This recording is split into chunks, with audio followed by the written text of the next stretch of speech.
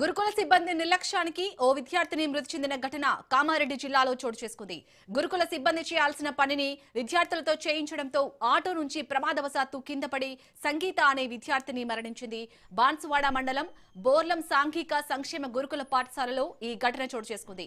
బెంచీలు, కుర్చీలు ఆటో నుంచి దింపుతుండగా ఒక్కసారిగా విద్యార్థిని కింద పడిపోయింది. దీంతో తీవ్ర గాయాలు కావడంతో వెంటనే ఆసుపత్రికి తరలించగా అప్పటికే విద్యార్థిని మృతి చెందినట్టు వైద్యులు తెలిపారు. ఇక విద్యార్థిని మృతితో పాఠశాల ఎదుట ఆందోళనకు దిగారు కుటుంబ సభ్యులు.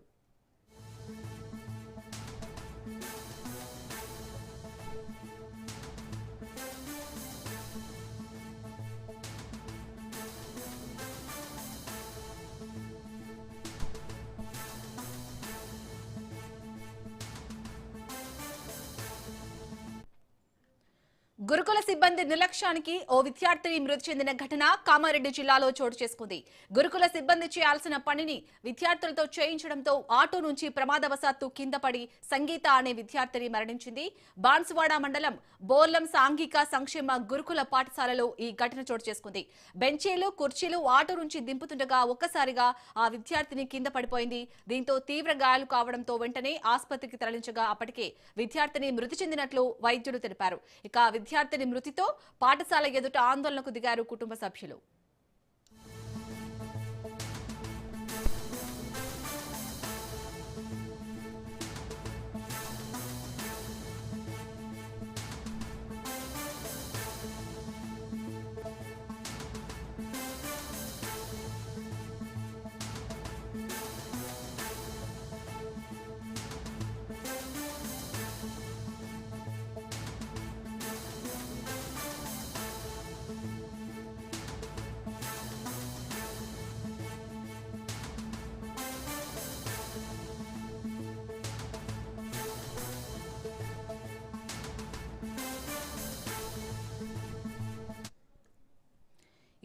గురుకుల సిబ్బంది నిర్లక్ష్యంతోనైతే అక్కడ కామారెడ్డి జిల్లాలో విద్యార్థి మృతి చెందింది. ఈ ఘటనకు సంబంధించి పూర్తి డీటెయిల్స్ ని మా ప్రతినిధి నవీన్ అందిస్తారు. నవీన్, అసలు సిబ్బంది చేయాల్సిన పనిని ఇంకా విద్యార్థులతో చేపించారు. సో అక్కడ గురుకుల హాస్టల్ యాజమాన్యం ఏమైనా చెప్తుందా దీని గురించి?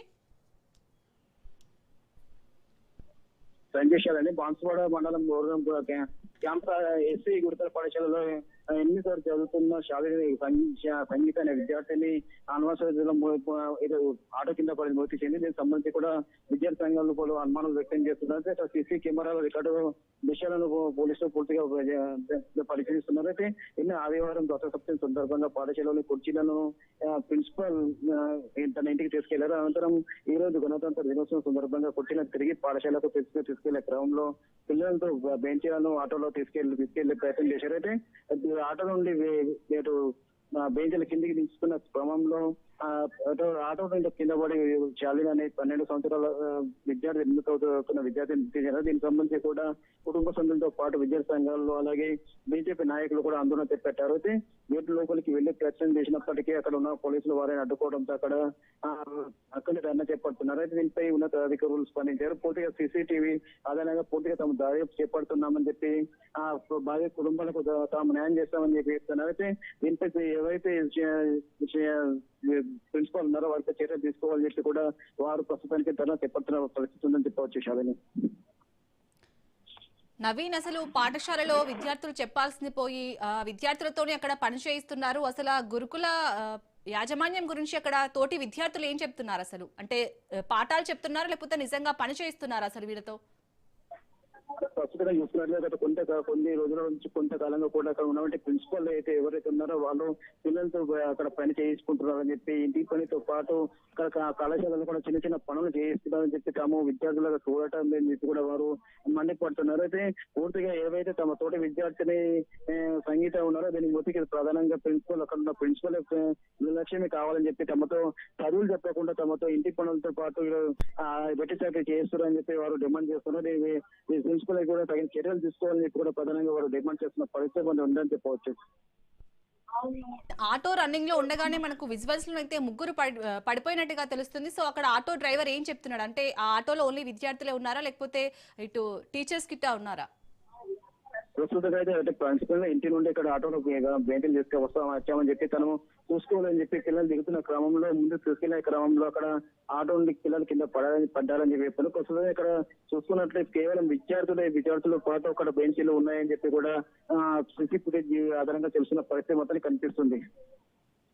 Right, thank you Naveen.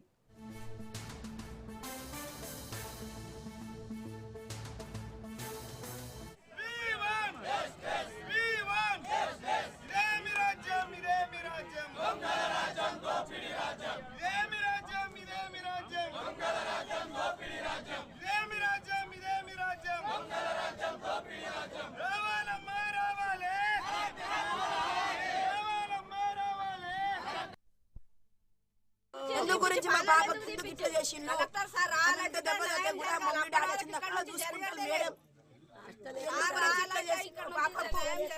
మా పాపకు న్యాయం చేయాలి. మా పాపకి కలెక్టర్ వచ్చి మేడం వచ్చి మాట్లాడాలా. మా పాప జరిగిన పాప జరగదు.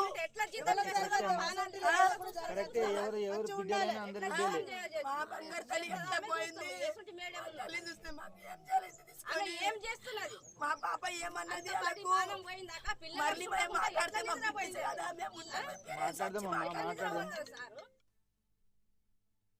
పిఎం శ్రీ గురుకుల పాఠశాలలో కొడిచేరు గ్రామానికి సంబంధించి 8వ తరగతి చదువుతున్నటువంటి సంగీత అనే అమ్మాయి రాత్రి 9 గంటలకు వాళ్ళ తల్లిదండ్రులకు ఫోన్ వచ్చింది. మీ అమ్మాయి పరిస్థితి ఇదని వాళ్ళు ఏం చెప్పారు, మృతి చెందిందని చెప్పారా, గాయపడ్డదని చెప్పారా, వాళ్ళకి సమాచారం ఇచ్చింది.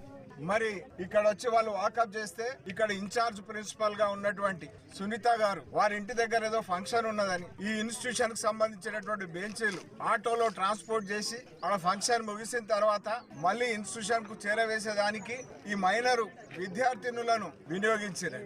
మరి సీసీ ఫుటేజ్ లో స్పష్టంగా 3 జంప్ చేసిండ్రు, వాళ్ళ ప్రాణాలతో మిగిలిండ్రు. మరి ఈ అమ్మాయి విషయంలో సీసీ ఫుటేజ్ పేరెంట్స్ చెప్తున్న దాని ప్రకారం అంత స్పష్టంగా లేదనేటువంటిది. పాఠశాలకు తాళం వేసారు, పోనివ్వట్లేదు. తల్లిని మాట్లాడడానికి కానీ మేనమామను మాట్లాడడానికి కానీ మహిళా పోలీసుల సమక్షంలో మాట్లాడడానికి కానీ అనుమతిస్తలేరు. అనుమతించకపోవడంలో అనుమానాలు ఎక్కువవుతున్నాయి.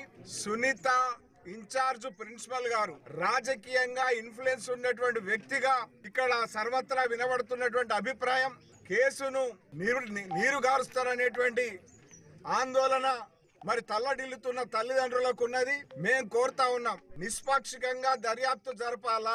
విషయాలను ఆధారంగా విచారణ అనంతరం బాధ్యులైనటువంటి వ్యక్తి మీద, ఆమె సునీతనే కావచ్చు, సర్వీస్ నుంచి రిమూవల్ చేయాలా, క్రిమినల్ కేసు బుక్ చేయాలా. మరి ఏదైతే బిడ్డను కోల్పోయి నష్టపోయిన కుటుంబానికి ఎక్స్గ్రేషియా 20 లక్షల ఎక్స్గ్రేషియా ఇవ్వాలని చెప్పి డివిజన్ లో ఉన్నటువంటి పోలరం గురుకుల బాలికల గురుకుల పాఠశాలలో 8వ తరగతి విద్యార్థి సంగీత ఈ రోజు మృతి చెందడం జరిగింది. అమ్మాయి తోటి అక్కడ ఉన్నటువంటి ప్రిన్సిపల్ పనులు చేయించి ఈ రోజు గణతంత్ర దినోత్సవం దినంగా ఈ రోజు సంతోషం జరుపుకోవాల్సినటువంటి విద్యార్థి ప్రిన్సిపల్ పని చేయించడం వల్ల ఈ రోజు ఆ అమ్మాయి మరణానికి దూరమై ఈ రోజు చనిపోయి మాచురి రూమ్ లో పడుకొని ఉన్నది. ఈ నిర్లక్ష్యానికి అంతటికి కూడా ప్రిన్సిపల్ అక్కడ సిబ్బంది కారణం కాబట్టి తక్షణమే అక్కడ ప్రిన్సిపల్ ని ఆ కారకులైనటువంటి సిబ్బందిని పూర్తిగా శాశ్వతంగా తొలగించాలని చెప్పేసి ఈ రోజు పీడిఎస్ అదేవిధంగా మిగతా విద్యార్థి సంఘాల ఆధ్వర్యంలో మేము ప్రధానంగా డిమాండ్ చేస్తా ఉన్నాం. ఈ మృతికి కారణమైన వారిని వెంటనే ఖచ్చితంగా చర్యలు తీసుకోవాలి. లేని పక్షంలో ఎంత మేరకైనా మేము విద్యార్థి సంఘాలుగా సిద్ధమవుతాం, ఉద్యమం చేస్తాం, ఖచ్చితంగా దీన్ని ఖండిస్తూనే ఉంటాము. తక్షణమే ఇంకో విధంగా అమ్మాయి కుటుంబానికి 50 లక్షల ఎక్స్గ్రేషియా ప్రకటించాలి.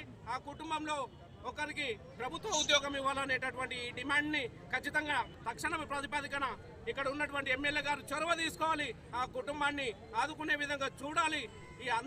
లేకపోతే లేని పక్షంలో ఎక్కడికైనా ముట్టడిస్తాం, ఎంతవరకైనా మేము విద్యార్థి సంఘాలుగా తెగిస్తామనే విషయాన్ని ఈ సందర్భంగా 70వ గణతంత్ర దినోత్సవం సందర్భంగా ఏదైతే వాళ్ళ తోటి విద్యార్థులు జరుపుకునేటటువంటి పండగ వాళ్ళు ఈరోజు కూడా ఆనందాలతోటి లేకుండా వాళ్ళ తోటి విద్యార్థిని చనిపోవడం వల్ల వాళ్ళు చాలా అతృతకు గురి కావడం జరిగింది.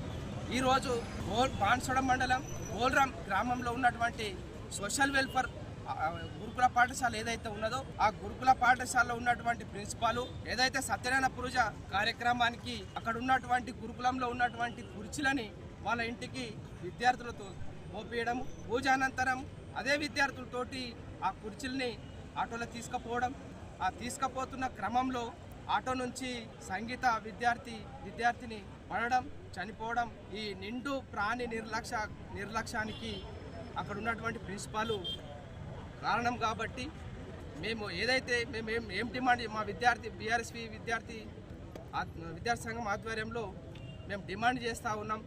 అక్కడ ఉన్నటువంటి ప్రిన్సిపాల్ని తక్షణమే వీధుల నుంచి శాశ్వతంగా తొలగించాలి. ఆ కుటుంబానికి అన్యాయం జరిగింది కాబట్టి ఆ కుటుంబానికి 1 కోటి రూపాయలు ప్రభుత్వం ఎక్స్గ్రేషియా ప్రకటించాలి. తర్వాత ఆ కుటుంబం జీవనోపాధి కోసం ఆ కుటుంబానికి ఒక ప్రభుత్వ ఉద్యోగం కూడా ఆ కుటుంబానికి ఇవ్వాల్సిన అవసరం ఉంది అని చెప్పేసి మేము బీఆర్ఎస్పీ